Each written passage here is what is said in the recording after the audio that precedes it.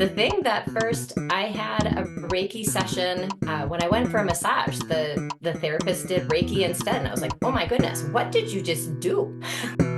Today on Time We Discuss, I have Ann Ruane with me, and it's time we discuss what it's like being a Reiki master. Ann, thank you for joining me today. Thank you for having me, Dan. I'm very excited about this conversation. Me too, me too. I know very little about Reiki. I know, very, very fundamentally what it's about. But how about you take maybe 30 seconds and tell our listeners or our watchers, 30 seconds or less, what is Reiki? Reiki is essentially acupuncture without the needles. It is aligning to the energy in the body, to the seven main energy centers, the chakras, and releasing any kind of blockages that present themselves either through mental energy, emotional energy, physical energy, or spiritual energy. That is awesome. That's succinct. I absolutely love that. Okay, so let's talk about a typical day. When you're meeting with a client, what is a typical, do you call them sessions, like a Reiki session? What does that look like for you? Well, the first thing I do before I even see a client is I check in with myself. It's very important for me to make sure that I know where I am mentally and emotionally. And even though the energy goes through me, I find it really important to have a good sense of where I am and take care of whatever I need. If I need to journal, if I need to do yoga, if I need to be outside, whatever the case may be, so that I am bringing my best self to the session. And then I also clear the space of the room where I do the healing work so that so that there's no negative energy that is hanging around, and just create a really warm environment. Usually there's a candle, soft music. And so then when the client comes, we have a conversation. Typically, it's just a short exploration of what have you been noticing, what's been unfolding for you, just a little bit of an understanding so that they can check in with themselves. Because more often than not, we have this really brilliant tendency to spend all of our time in our heads and not check in with our actual physical self, which means that we're missing a huge aspect of who we are. So these questions for them invite a space of checking in, noticing what's been going on, and shifting the awareness from the busyness of the day or anything else, and coming into a space of paying attention to what's going on within them. And from there, sometimes an intention will automatically present itself from that conversation. Sometimes there might be more than one intention. And if there's not something that's completely clear, or if there's more than one, I may specifically ask, which of these would you like to focus on, and hold intention for the session. And, every session is different with every single person. And even one person who comes, like, so say you, Dan, came for a session and then you came in 2 weeks. I can guarantee you that your session today would be very different than your session in 2 weeks. So, and that is the beauty of who we are as human beings. Like, we're continually shifting and changing. Things change, our sense of self changes, emotion changes. So that opportunity to explore what's going on the inside is really, it's a beautiful chance for growth, and knowing that we have more power than we think we do, more power of choice in the course of our life. So once the client gets on the table, meaning a massage table, I also use crystals in the healing process. So I'm intuiting different crystals to use on and around the body. And from there, I can guarantee that I'll start at the feet, much in support of what I was saying, that we spend too much time in our heads, and to bring the energy into the fullness of the body. And I invite the clients to close their eyes, focus on their breath, and simply allow themselves to become as present in the moment as possible. And that is done through the breath. It's not something that our thinky self can accomplish. It's something that it's letting the breath feed the body. And I always say that the body is the guide for the session, and I am merely the interpreter. And the interpretation comes through my hands. It's not my mind thinking, oh, I need to do this, I need to go here. Oh, in order to fulfill this intention, this is what has to happen, because the energy goes where it most needs to be. So I could be at somebody's feet and they could be feeling energy moving either through heat or cold, or maybe there's gurgling going on in the throat or tummy, or there could be like a physical tick response. So that can happen throughout the entire body because the body is brilliant. The body knows where the energy is needed and naturally supports the process. And the sessions too can be exploratory. Sometimes it can be a space of reminding a client to breathe, or specifically asking, what are you noticing? Or it could be a matter of, I'm sensing, some emotional response. What does that mean to you? And to let them kind of do the unpacking. And it's never about me telling them specifically what I sense. It's about allowing me to be a guide for them to do the exploration themselves, to go within themselves and get curious and to find out what is going on. Because I am a guide. I am this translator for them to build a relationship with their body. And I always say that my elevator pitch is helping people reconnect with who they are.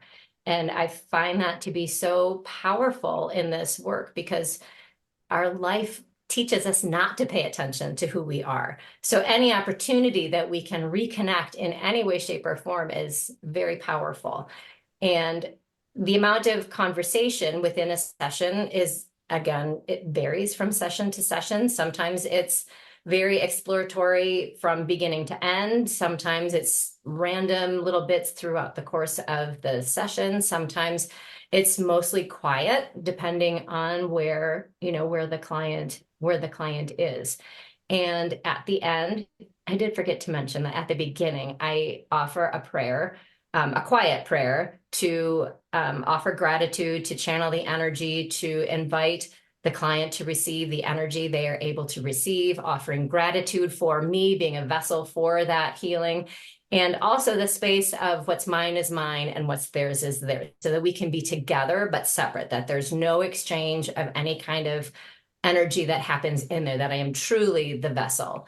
And then as we wrap up, I do the same thing. I offer a prayer, typically of gratitude, for the time, for the space, for the vulnerability and the courage of the beautiful person who's on my table, because there is a lot of vulnerability and surrender that takes place in the course of a session. To be able to be present when tears come, to allow big emotion to come, like anger to come, or to be able to name limiting beliefs. That's hard. We all think it should be like pretty simple, like, oh yeah, well that's, I get stuck because I think I can't do this. But to say it out loud to another human being and to hear yourself say it can really rock the boat. And so there's so much vulnerability and beautiful courage, excuse me, that happens within a session. And I always offer gratitude in prayer, as we wrap up. And then when before the client leaves, we always have a conversation, maybe summarizing what happened, or holding an intention or holding a goal for, how they can use this information moving forward. And then I clear the space and get ready for the next one. So how long do these sessions typically last? Is it does it vary? Do you sometimes do 30 minutes, 60 minute, 45s? Or is it standard like an hour, or it lasts as long as it lasts? What is that like? It is typically, the shortest I do is an hour, and then I do either 60, 75, or 90 minutes. On rare occasions, when I've been working with younger ones, meaning like 4 or 5-year-olds, I will do shorter sessions simply because they're younger people. So, but generally speaking, for adults, it's minimum of 60. Okay. And how often do you have, and I think I know the answer to this, but how often do you have repeat clients as opposed to they come in for maybe like a check-in or a tune-up or something like that, and then they're on their way. Maybe you don't see them again, maybe you see them in 6 months. How does the regularity factor in? Well, you kind of summarized all of it right there, because I do have some that are very consistent. Maybe I see them very consistently every other week. I see a very decent number once a month. I also have some that do come in, say like around their birthday, and they're like, you know what, it's time to check in. Sometimes it can be as varied as possible, as we can imagine. And there have been people who I have seen once and have never seen again. And, and that is that's part of the journey as well. They were open to receiving, to trying, and whatever they got from that experience guided them to wherever they went next. So it's all of the above. Okay, okay. So this is kind of an odd question, I think. So, um, I'm a very open-minded person. I acknowledge there's so many things about this world that we just don't know. And there are other people, they are at various stages of that as well. They might be, a little more open, a little more closed. When you were talking about crystals, it made me think of this. Were you always intrinsically interested in alternative medicines or alternative healing processes? Or was there a time in your life where it's like, crystals, that's a bunch of hooey. That's nonsense. What was there ever that turning point where something happened where you were like, no, there's something to this, or was it something you always had a strong feeling about? That's a great question. I would say that my sense of self in reflection, I could tell that I was always very sensitive to energy around me, though I could not name it as such. I found myself responding to people, to things, to various situations, and not necessarily from my emotional place. Like I could sense that in other people, but again, couldn't name it as such. And the thing that first I had a Reiki session when I went for a massage, the therapist did Reiki instead, and I was like, "Oh my goodness, what did you just do?" Like, what? It just felt so different than massage, and that was my first introduction. And then it was kind of like set aside for a while. They didn't really do much, and then I got divorced in 2006, and I wanted, as things align, I received a flyer from Elmbrook Hospital and said that they had Reiki attunements, and I was like, and normally I ignore those and I just put them right in the garbage can. Don't look at them, don't read them. It's usually like for, babies or geriatrics or cancer care. And I was like, but for whatever reason, I was flipping through it and I'm like, I'm gonna try that. And I wanted it simply for my own healing. And it was at my first Reiki attunement that my Reiki Master teacher, she gave us crystals at the end. She had us pick a crystal, and I was like, what in the world? We didn't talk about crystals at all in this attunement process. Like, what is that? And so that opened that space, and it was curious. And she didn't give us like any direction. It was a matter of letting us explore, letting us, get to know the energy of the crystals. And then I went for the second attunement and asked where she got the crystals, and then off I went to the crystal store, and that was the beginning of the end. And then it was like, wow, it was incredible. And it was incredible to feel, even say something like a rose quartz, that if I held two different rose quartzes in my hand, that they would feel different, that the energy of them would feel different. So it just opened this whole new world of, wow, this is incredible. And everything just started to make so much more sense. And then as I continued to do my personal work, and like I said, I did it for me. I did it for my healing. I was curious. I wanted to know how I could best take care of myself. And then I just kept getting the nudge. You need to do this for other people. I'm like, I don't. No, I have way too much of my own stuff to deal with. How is it even possible that I can be supportive to somebody else? And the response to that was, it's exactly why you're perfect to do that. And I was like, okay, well, if this is what we're doing, then I am anticipating that there will be support along the way, because I can't imagine I'm going to get the nudge and then just be, left high and dry. And it's been that way ever since. It's like I get a nudge to do this and I'm like, okay, I know better than to deny it or question it or say no, because it's going to keep coming until I give my yes. And I'm grateful, very grateful. That's really cool. Okay, I definitely want to come back to that hospital bit, but before I come back to that, I want to, because you talked about having that intrinsic feeling. So that leads itself very well to this question: can anybody do this? Can anyone learn to do this, or no? You have to be kind of born with this. I'm gonna say ability, but I'm gonna say ability, and then you have to develop that, or no, anyone can do it. I believe anyone can do it. If they believe that they want to, you can do it. I believe that there are some of us that have um a how do I want to put this? That may be more open to it simply because of the general nature of how we have known ourselves to exist in this world prior to the attunements. But we all have the energy within us, and the attunements are basically opening our own energy field to universal energy. So it is accessible and available to anyone and everyone. And I would say that the longer I've done this work, I continue to do my own work because there's always more. There's always more within me to understand, to accept, to appreciate, just to develop. And I am definitely, so I've been doing this for 14 years. I'm definitely not the same healer I was 14 years ago.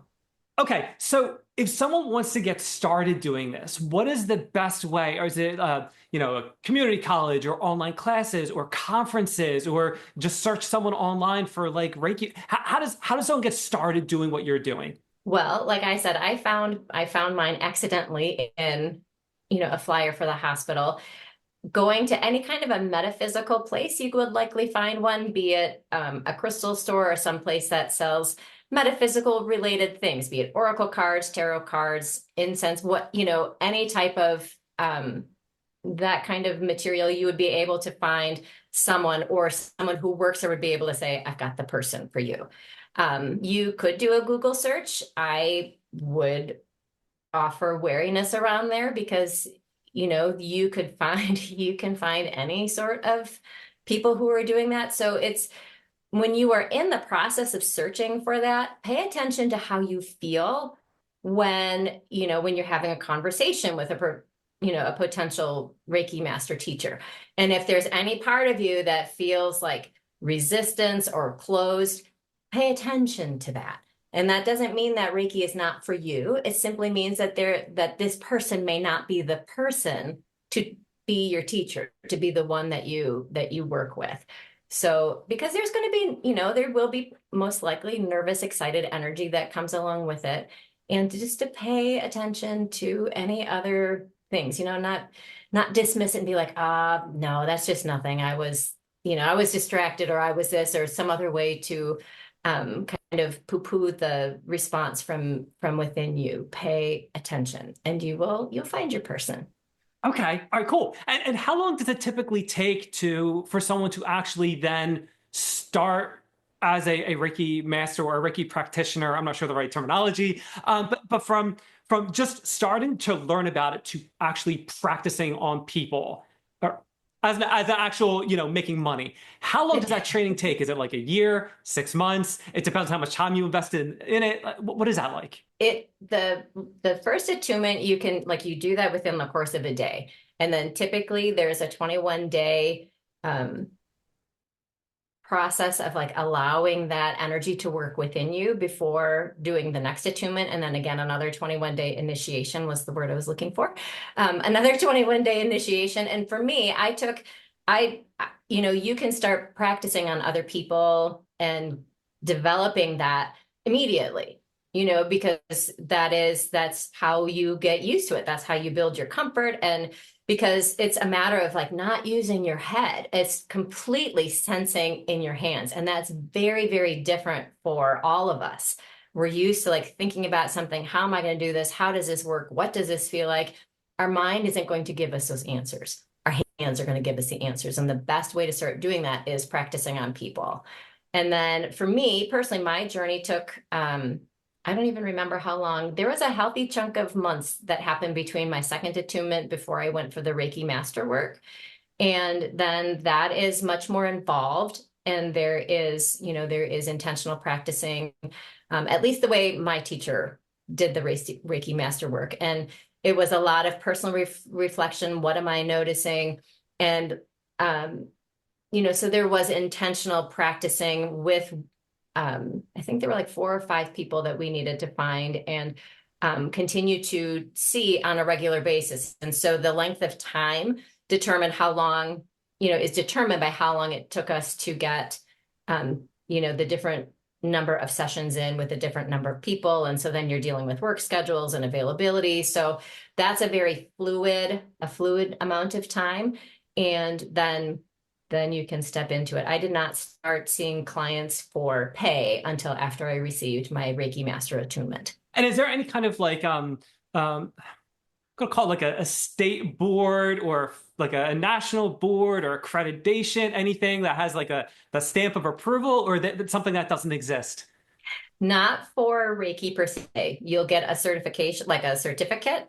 If you want to practice Reiki in, say, a massage setting or in a salon or something like that, many of them will require a massage therapy license just because of actually having the hands-on and touching clients. And even though in Reiki they're fully clothed, that's more of a state requirement. So not necessarily for Reiki, but Reiki would fall under what is now termed body work.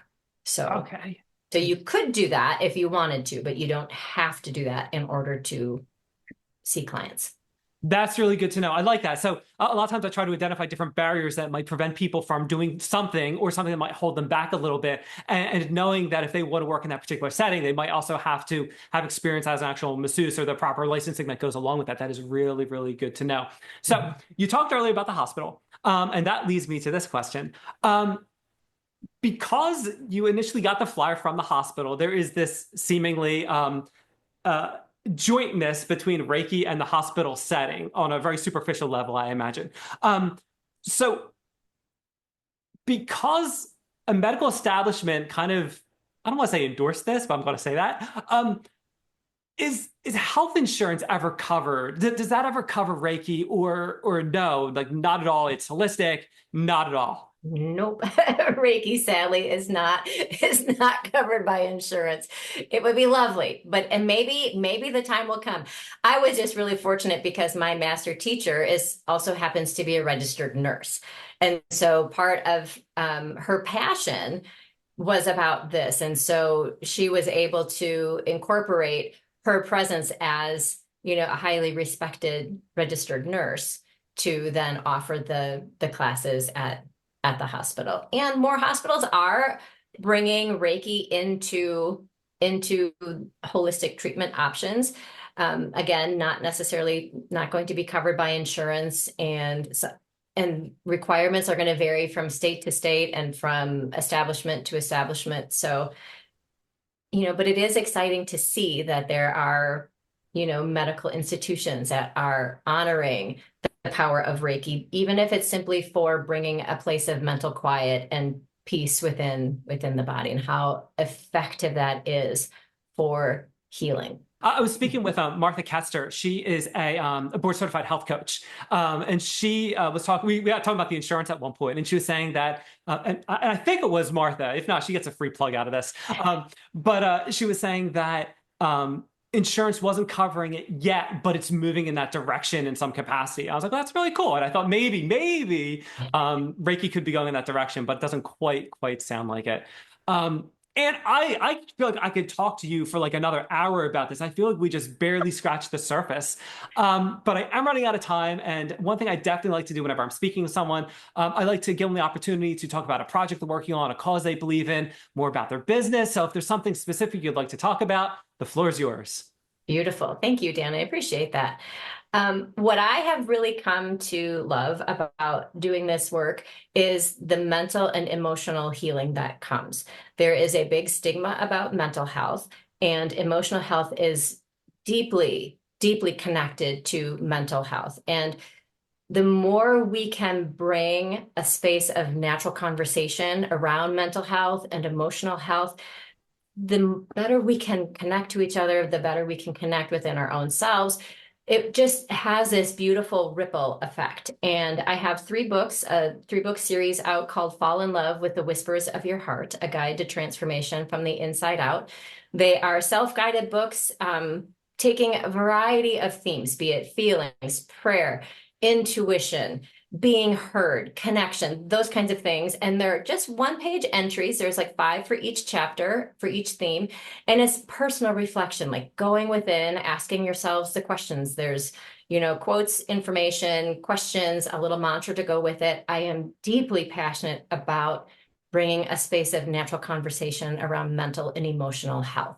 We need to take care of ourselves and each other. And it starts with letting us get to know who we are, which includes the mental aspect and the emotional aspect, and then bringing in our true spiritual sense with all of that so that our physical self can be at its optimum and be able just to, again, ripple out and really impact everyone in a positive way so that we can be kind and compassionate and understand each other in a much more sincere, authentic way. But it starts with our own self. That is awesome. I couldn't agree more. I mean, everything with mental health is super important. I feel like around COVID, I feel like there was a lot more attention to that, taking care of yourself mentally. I don't know where we are today with that, but I know at one time it was very much embraced. Take care of yourself mentally, especially from different organizations and their employees and everything. So that is just really awesome. I'll make sure I get all those links from you for your books. I'll put them on the website. They'll be in the show notes. They'll be all over the place. And when people are trying to find you, they can easily find you. Super. Thank you. I appreciate that. Absolutely. And it's been absolutely awesome having you on time. We discussed and we learned what it's like to be a Reiki master. Well, thank you so much for having me, Dan. I've enjoyed sharing my work with you.